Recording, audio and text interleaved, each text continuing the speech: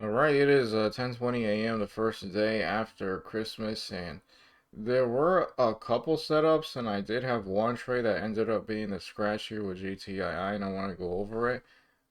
First, with the setup that I tried to trade, or at least I was thinking of trading, I liked how GTI had like a morning spike right here, and it even had like an excessive wick, and then it sold off right here, right under VWAV, then it tried again, and then it sold off more right here, and it got to the point where it was close to the market open, the day low, and it didn't break under it. And I was interested in the turnaround setup for this, but unfortunately, what happened was is that the bid was 123 and the ask jumped up to 129. So that essentially meant that I wasn't going to trade it or put any money in it because it just, did the turnaround with just a really big spread. And then it was something where this thing is looking like a symmetrical triangle breakout.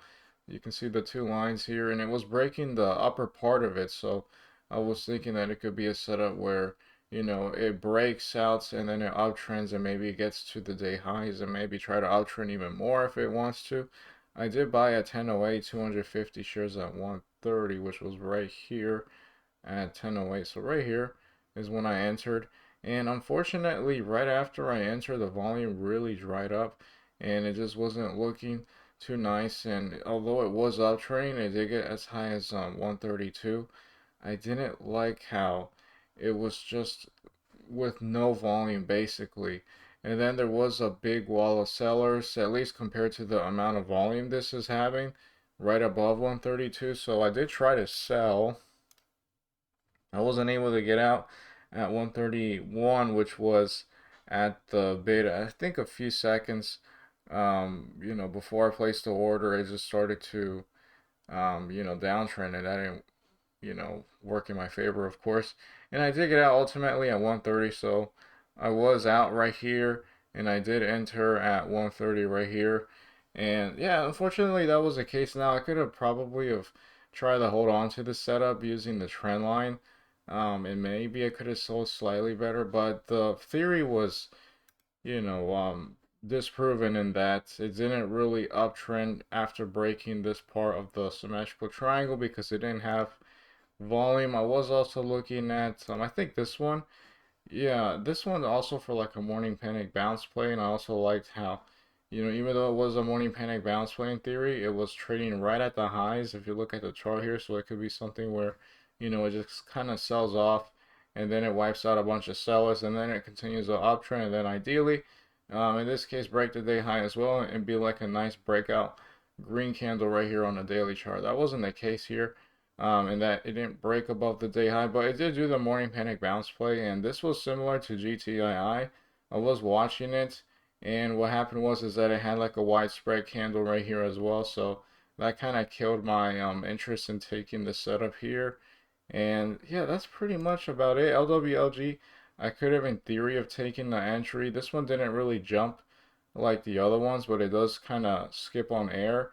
So this one kind of threw me off. So it just seems like I just have to be in the position where I'm taking a risk and it might continue the downtrend, or I could take an entry when it's already starting to work, but I'm further away from my risk level because I did buy when it jumps on air, or maybe, part of a, jump because of a wide spread or something like that. So that seems to be the situation.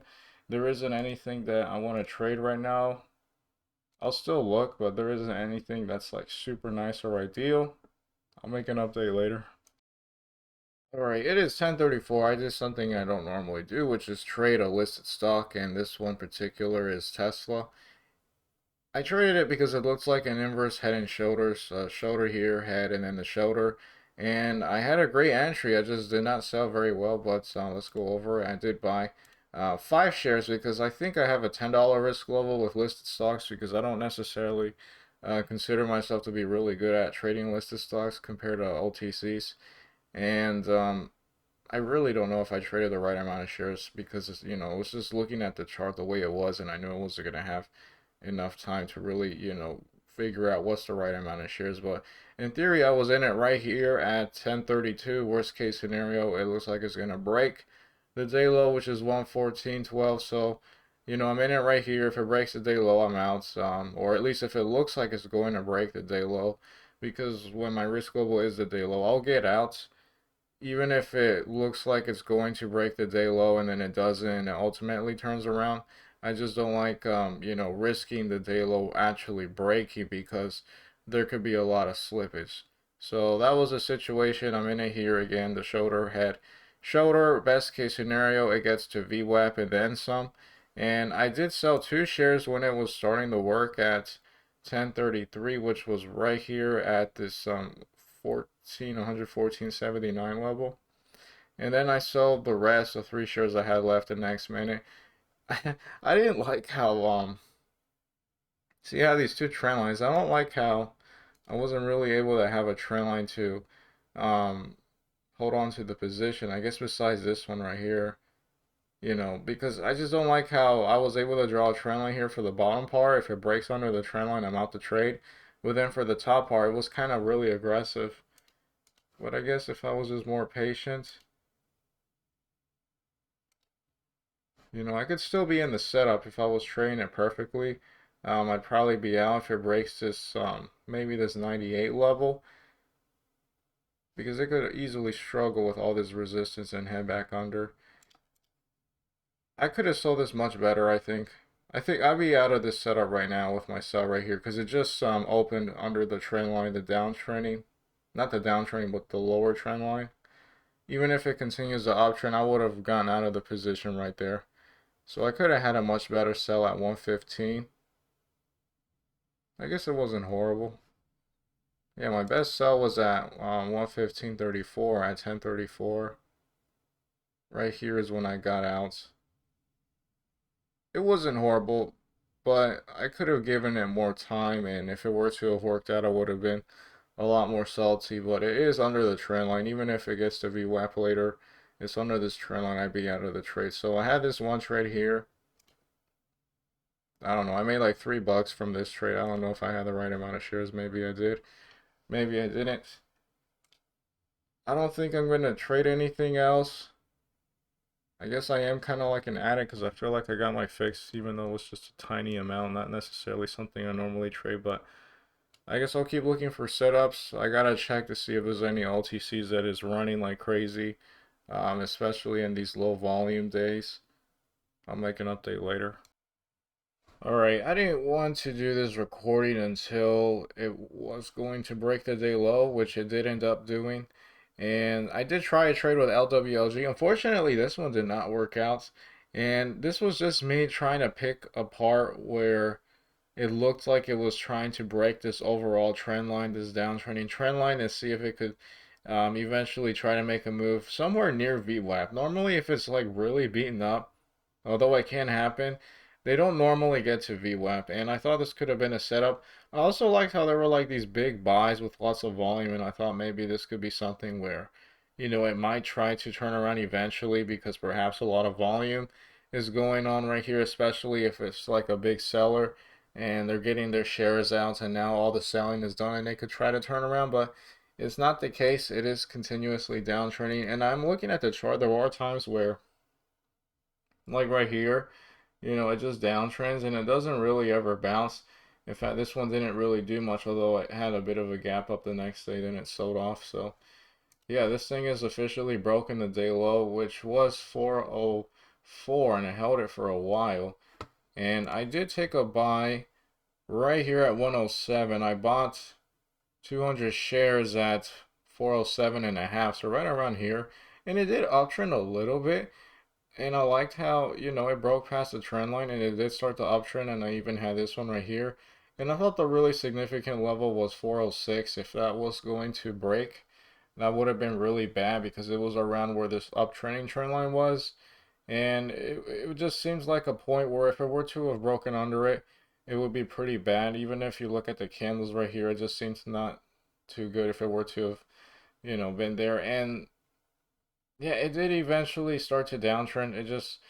I think I learned a lesson with this. I think when stocks are just like selling off like this one, just slowly, gradually, and is beaten down, I don't think it's something where you can consider buying right when it breaks past the uptrending, not uptrending, but the downtrending trend line, because it just usually, I mean, it's kind of like a newbie, I think, idea where, maybe it just breaks the trend line and then, oh, it's just gonna shoot up and explode. Like maybe on a listed stock, but I think with the OTC, I think it's better for it to do something where, it breaks the downtrending trend line, and then you try again on a dip. And then in this case, it wouldn't have worked out either. It didn't regain itself, but I think that would have been a lot less risk than just trying to straight up buy at the moment it breaks the downtrending trend line. So I think that's the lesson with that. And I did get out eventually at 114 when it did get to that level around 406. So I did get out for that reason right there. And I was wondering, like, maybe this could be the setup where I just risked the day low, which was 404, and then it could eventually, with that in mind, it could turn around and then, because I had a better risk level, perhaps it could have been a setup where, I didn't have to sell, and get out and then enter again, having the risk level at the day low. So, yeah, I think that's the lesson. I think if something just gradually downtrends like this, it's better to just wait for it to break the downtrending trend line and then try again. If it breaks it and then it sells off and then it has a dip like it did here, right at the downtrending trend line, but not really under it anymore, now trying to gain itself above it. And of course, this would have failed, but I think, again, that would be a lot less risk. That's pretty much about it. It looks like it might try to even break $4. I think I'm going to call it off right here. If not, at the market close to see what these stocks do ultimately. And as for Tesla, the inverse head and shoulders that I traded at 1034 right here. Yeah, I never got to VWAP afterwards. It did do a higher low here, and it did get a bit higher than this one, but that was about it for that. I haven't really been looking at it since, but maybe another inverse head and shoulders here, shoulder, head, shoulder, or even the bigger picture move here, the shoulder, head, and then maybe a shoulder here. And that one worked a bit more, but yeah, I'm pretty happy with the trade I had there, being something I don't normally trade. Yeah, I think I'll make an update when the market is closed. Alright, it is 6:14 p.m. and I am here to call it off. Overall, I'm going to be up on a day just $1.79, but a few lessons were learned. 3 trades, GTII, TSLA, LWLG. A little frustrated because with GTII, it wasn't the one that I traded, but the next dip is when it actually started to turn around, and you can actually see it right here. It did have a nice run up later, and as you can tell, my trade was way back here. And essentially, what happened was that, it did break above the symmetrical triangle and everything, but it didn't really do that much. It just had one more dip towards VWAP, and I was thinking about taking another trade with it. But then I thought, it's kind of hard because it was now at this point holding VWAP, but it was under the uptrending trend line. And I said, it's kind of hard for it to just, regain itself above the trend line. It's probably not going to uptrend, but no, it actually did, and that was pretty cool. I guess I was just one move off, but even if I wasn't the one that did ultimately move towards the upside, there's no way I would have sold anywhere near the highs. I think with a lot more experience, I could be able to hold better. But realistically, if I were to have taken it, because maybe it did a dip under VWAP, I probably would have been out right around here because then I'd be worried about the resistance level, the day high, holding it, and then on top of it, breaking above the trend line briefly. I probably would have been out. So yeah, very cool to see that it did something else over a longer period of time. Tesla continued to sell off. I never tried it again. LWLG, this one never touched VWAP.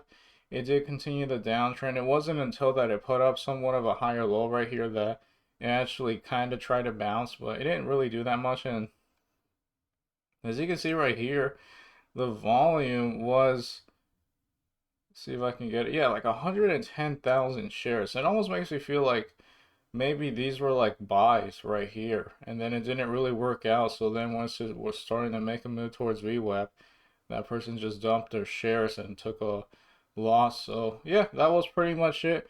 In terms of setups, I don't think I have the right trend line here, at least according to the one I used for the trade. It was this one. Yeah, if it just downtrends slowly like the way it was here today with LWLG and with any stock, I think I shouldn't just try to buy it as soon as it breaks above it. I should probably allow it to do another dip. And in this case, it did do a dip towards the trend line and even a bit under it, and that was one of the better bounces it did, but it wasn't good overall. It didn't really offer that much profitability. And also here with GTII, I've seen that happen that if I'm in the setup and it doesn't really work out, it does eventually work out later, more often than not. You know, the same setup, even with Tesla, another inverse head and shoulders that worked out better. That's pretty much it. I just have to keep going. A lot of lessons learned, because if I don't view it that way, I'll go crazy if I put in all this effort just to make $2 a day. That's it for this day right here.